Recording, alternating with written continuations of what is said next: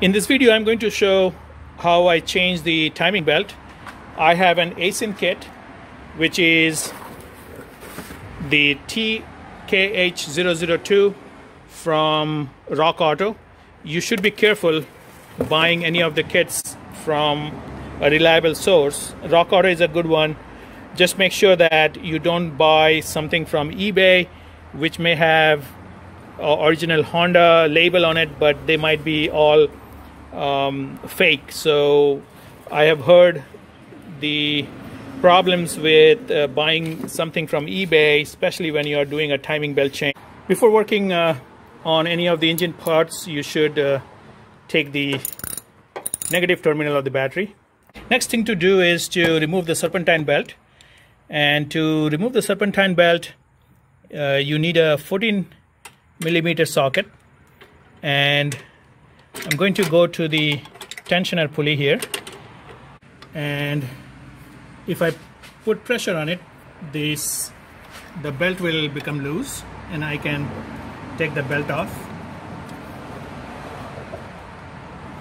Next, I have taken out the front passenger side tire, and this is the access you need .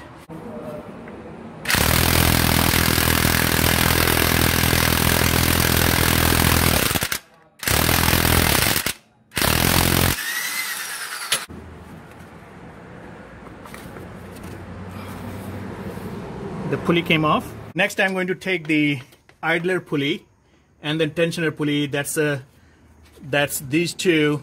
So there is a bolt over here, 14mm, and there is one bolt over here, 12mm.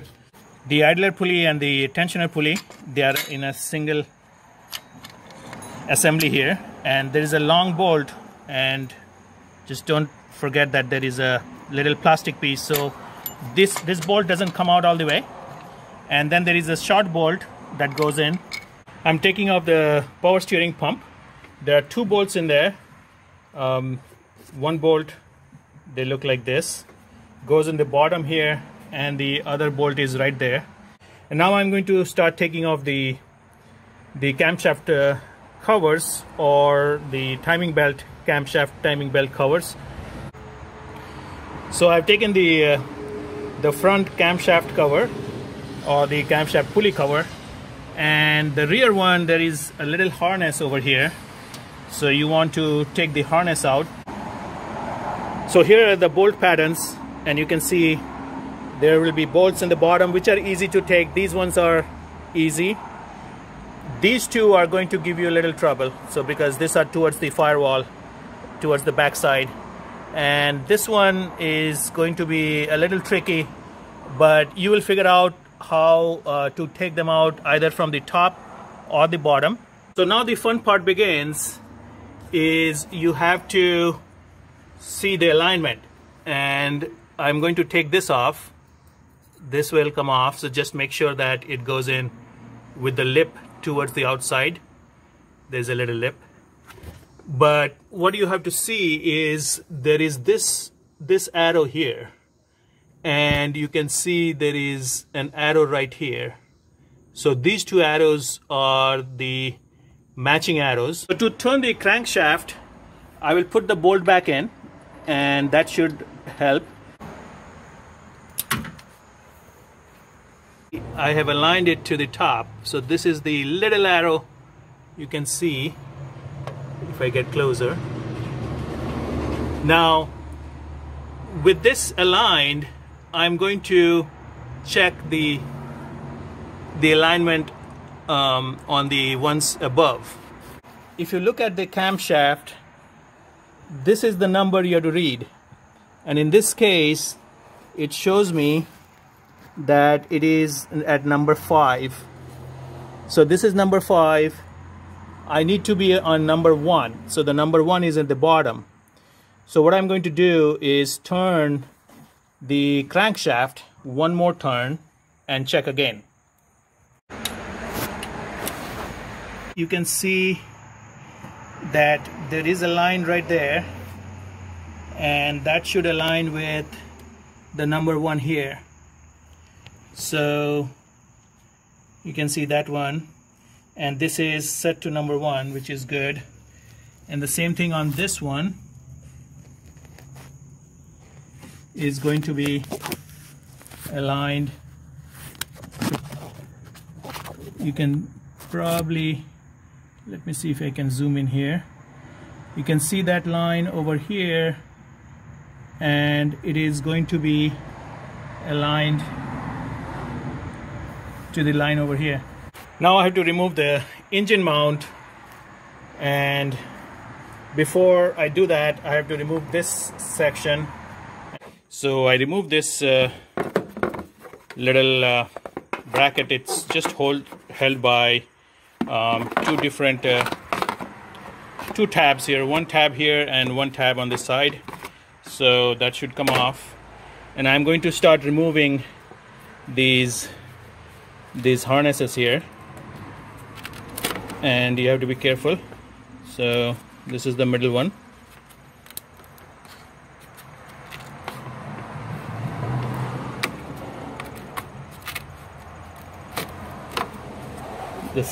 The green one is to the right, so you may want to take pictures.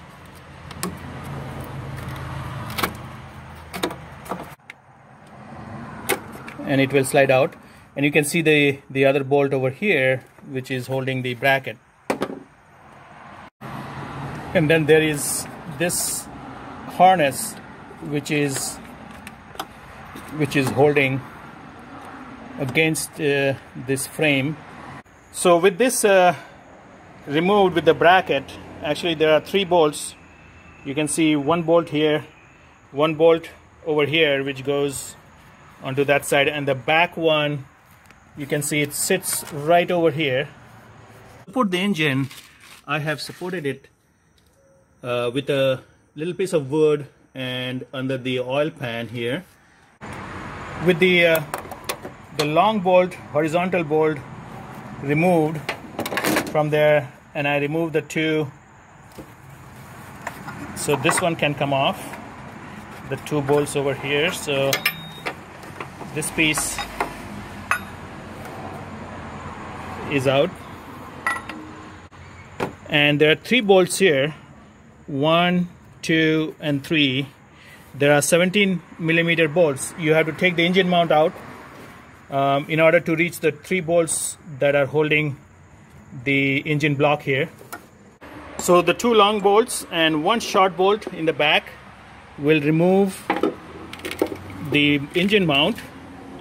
So with the engine mount removed, you will have access to, there is a bolt which is sunken in here, and there is one here and one in the bottom. So the short bolt, all of them take a 14mm socket.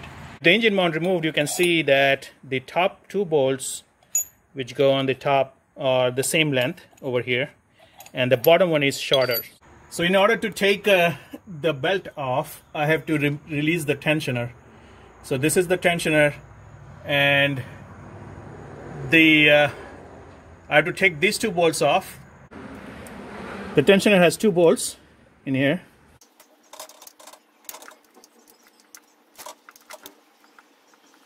So here is the tensioner pulley, and this bolt and this needs to be reused. So, and I have the new one. This looks like also from Hoyo.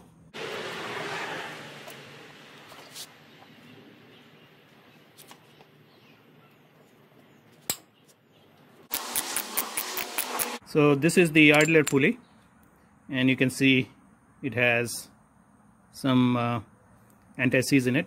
Next, I can take the timing belt out. The timing belt looks pretty good.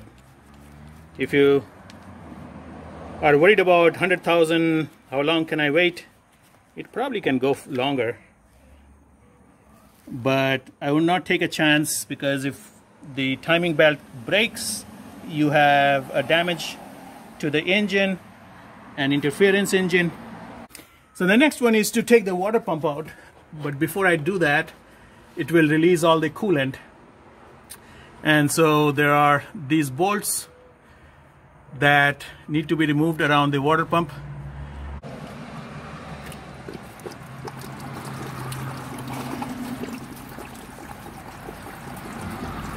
So this is the new one, this is the old one.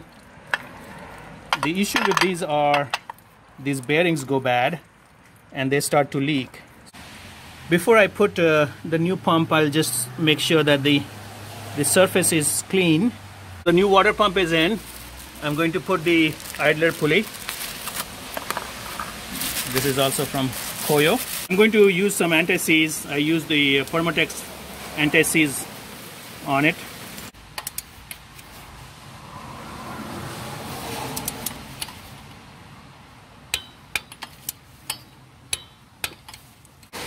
The water pump bolts are torqued to 11 foot-pound. It's very low.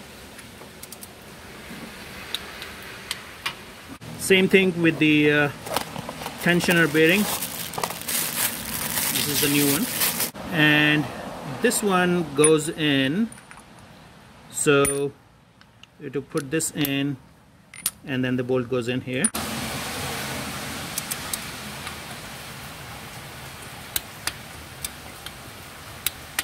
This one takes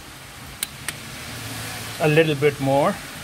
Now I'm going to put the tensioner back on. Just make sure you don't take this pin out, because if you take the pin out, this will pop out.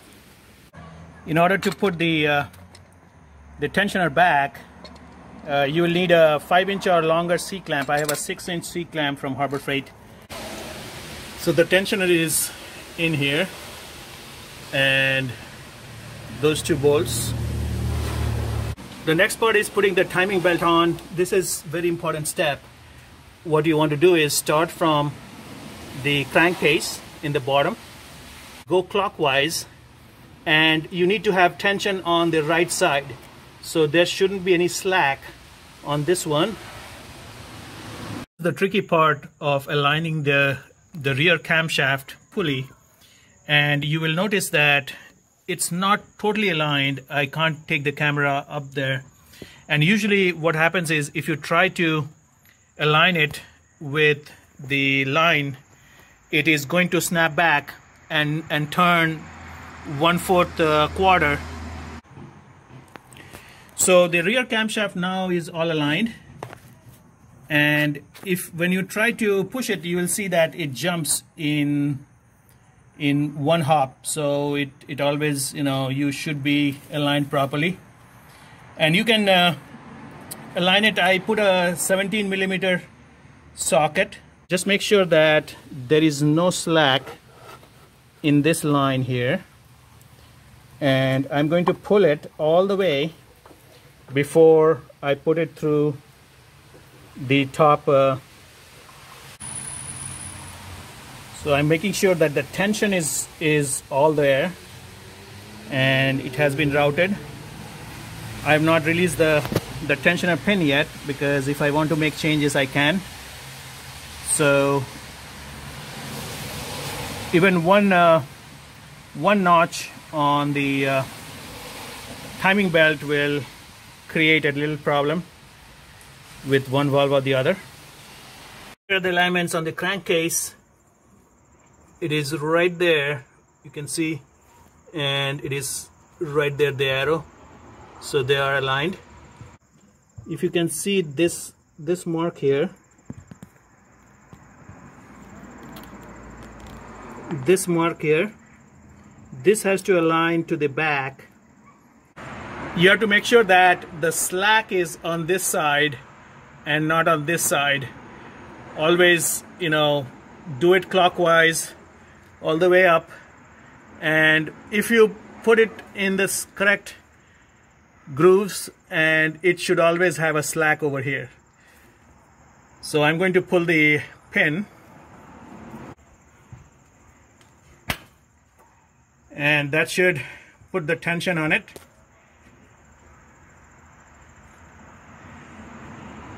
And I'm going to rotate it 6 times. If I rotate the crankshaft twice, the camshafts will be backed into its position. So every 2 rotations of the crankshaft, I'm going to do a few more rotations. Always rotate it clockwise. Don't rotate it counterclock. And if it gives a lot of pressure, you should stop and look at the alignment again. In case the valves are stuck against the pistons, you might damage it. So the alignments look good, and I'm going to start putting together back all the components I took out. So before I start the engine, I should fill up the coolant, and this is the type 2 coolant that I'll be using. Finally, put the battery negative terminal. It's running fine, and you will have a little whining noise from the power steering pump where there might be air in there, but over time that whining noise will go away. If this was helpful, give the video a thumbs up, and also if you can subscribe to my channel. I have other videos on this car on other repairs, including the alternator change. And also if you have any comment, you can comment on the video and I will try to respond.